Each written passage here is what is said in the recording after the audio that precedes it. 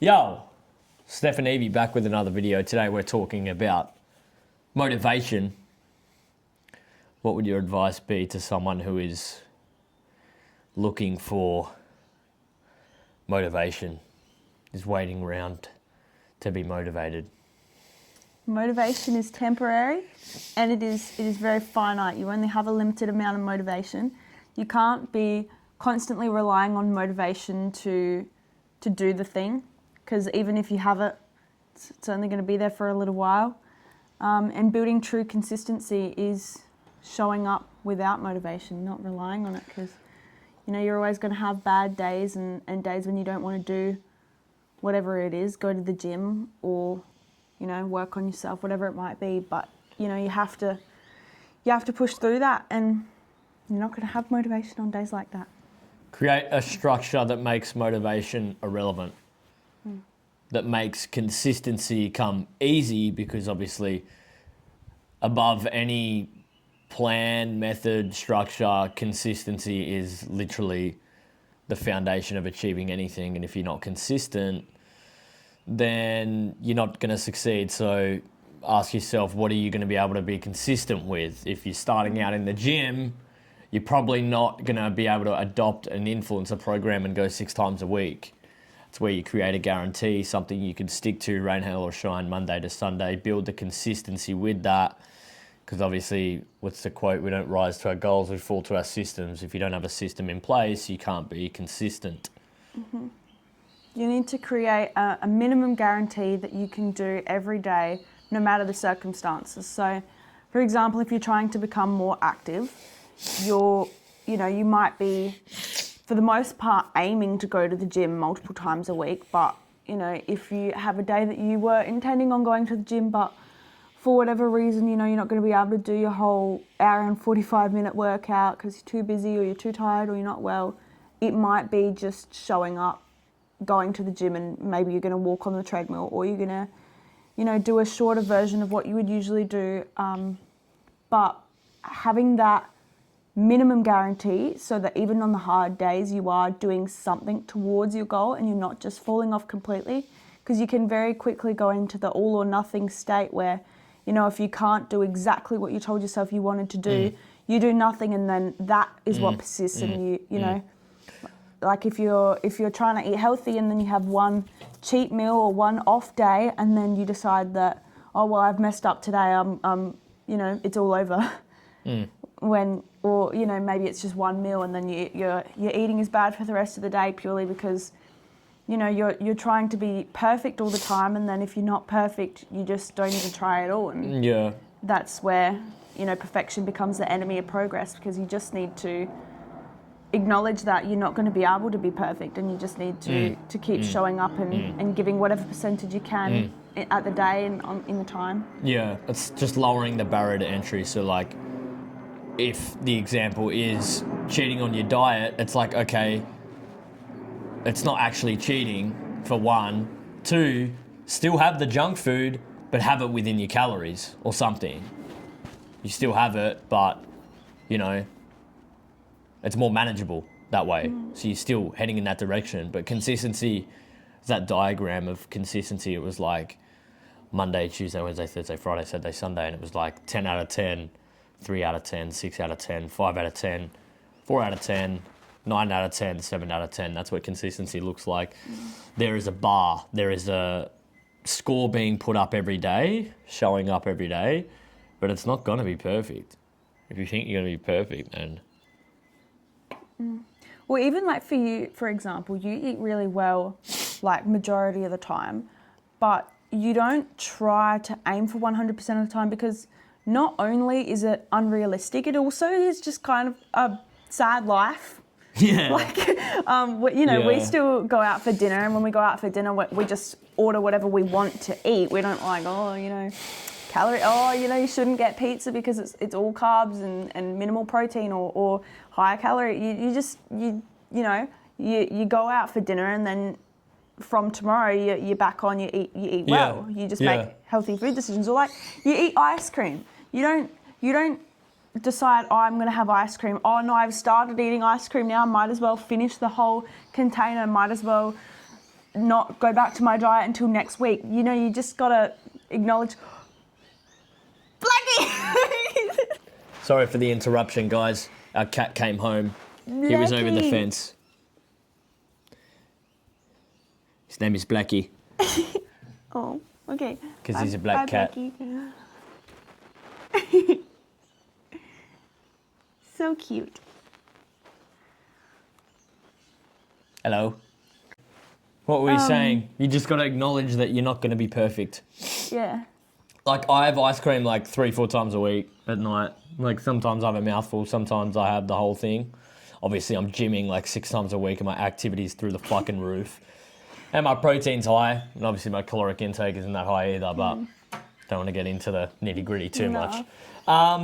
See, but when I met you, I didn't anticipate that you, like, because, you know, you from the outside, looking at someone with a lifestyle like yours, you'd be like, oh, you know, you must be a tight ass, like, you know, you're not. But then, since I've seen this guy double park with 2 cartons of ice cream, it's been bad last like 2 weeks because I don't know why Mum just decided to come home with fucking 6 tubs of connoisseur ice cream. because they were half price. Because they were half. That one's special, so I had to. So, yeah. Mind you, this Hot woman tip. does 20,000 steps a day. Yeah. Hot tip. How do I say this? You can't eat the ice cream that's not in the house, all right? Don't Yeah. set yourself up for fucking disaster. Yeah, that's true. Don't go and buy shit and then be like, oh, fuck, I've done it again. Create an environment which makes it impossible for you to fail, unreasonable for you not to succeed. It's the 4 laws of habit change reversed. Make it difficult. If you don't want to eat ice cream, you struggle with binging with ice cream every night. Don't buy ice cream for one. Don't keep it in your house. This applies to anything that you might be struggling with. And delete any food delivery apps that you're going to use to press a couple buttons and then have ice cream delivered to your house. What is it? What else? Make it rewarding. Make it punishing. Yeah. That's Punch Make it yourself. No, see that law is of making it an instant dissatisfaction of doing something like that is why coaching exists, because you're being held accountable by someone, and then if you binge eat 3 billion tubs of ice cream one night, but you have a coach, you have to tell them that, and that's not very satisfying. Yeah, no. You wouldn't want to be telling this guy you ate a million tubs of ice cream. But I can. Nah. I'm not that bad, am I? It's just just the last week. Don't act like I can get away with everything, because I fucking can't. Well, but I got fat as shit in 2024. Just eating pasta and garlic bread every single day and just so much shit. But that's the point, is that Sure. it's it's not every day, and you know, you might eat a bowl of ice cream one night, but then the next morning you're back onto your fruit and your coffee and your beef mince and rice, and you're not like, oh, you know, I ate ice cream last night, might as well just go get KFC and then go get on the piss. It's mental resilience. Like, that's the difference between people that get in shape, stay in shape, and those people that just never do, is your ability to bounce back. Like, have a bad day, but don't make it 2 in a row. Just get back on it. It's as simple as that. You know? It's like when you go out on the Saturday, you fucking get plastered on Saturday night, you get on it, and then Sunday, like, right, okay, back on it. Except that's people every single fucking week with food as well. Yeah, don't be doing that every week. And that's the thing, is like, you know, it's good to have bad days and good days, and, you know, acknowledge that it's not going to be consistent, but that doesn't mean developing a consistently bad routine either. You don't want to be, oh, you know, balance and consistency, so I am going to get on the piss every Friday, Saturday night and eat KFC while I'm out there. Like, you know, you're going to have times, but don't make those times routine either. You know, because that can take you down a bad path very quickly. And, you know, but at the same time, you don't want perfection to be the enemy of progress. So many times you'll hear people like, if they're creating a New Year's resolution, they're going to start going to the gym, and they decide that they're going to do this in early December, but then they're waiting until the new year, or even just deciding that you want to start in the gym, but it's a Wednesday, so you're going to start the following Monday. Why? Yeah. There is no time like now. All right. You got to create a minimum viable option. Okay. I've been going gym like 2-3 times inconsistently. Some weeks 1, some weeks 5. All right. 3 times a week. I'm gonna eat healthy 80% of the time and have ice cream Thursday, Friday, or some shit. Create something you can actually stick to. Be realistic, and then build on it. One way I did that with posting, I haven't missed a day of posting since September last year because I told myself I'm going to post at 5 p.m. every single day, rain, hail or shine. And then we'd get to like midday, I'd be like, oh my God, I have to post. And I'd get like this overwhelming feeling that I have to post. But I'd still do it every single day. Build enough consistency with that, and then I built on it. I got the confidence because I proved to myself I'm that person, and then I built on it. But if I was to go out from the start and post 3 times a day, post 5 times a day with no consistency and foundation, then that's where you just fall back. That's where people quit. So yeah, create the guarantee, create something realistic that you can stick to, and just move in that direction. Move in that general direction. It's a matter of time until you develop that habit, that consistency muscle, and you get better and better, and then you build on it from there. So, you got anything else? All disciplines affect the rest. You want to eat healthy, read a book. I know that sounds kind of insane, but Every single one of my guys has been saying, like, I just feel so much better.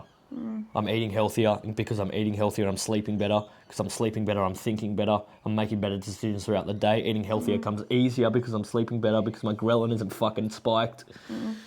Gym sessions are better. Like, it all feeds the same. Every discipline affects the rest, as Evie said.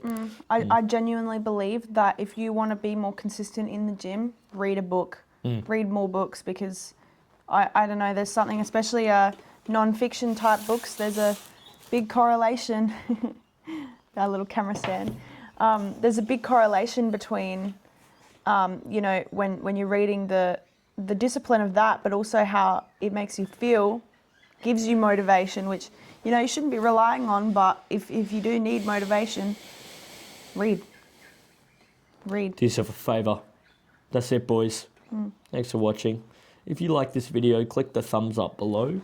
Click the thumbs up, drop a like, and subscribe to the channel. Subscribe. We need an outro. Thanks for watching. Woohoo! Yeah. Ciao. See ya.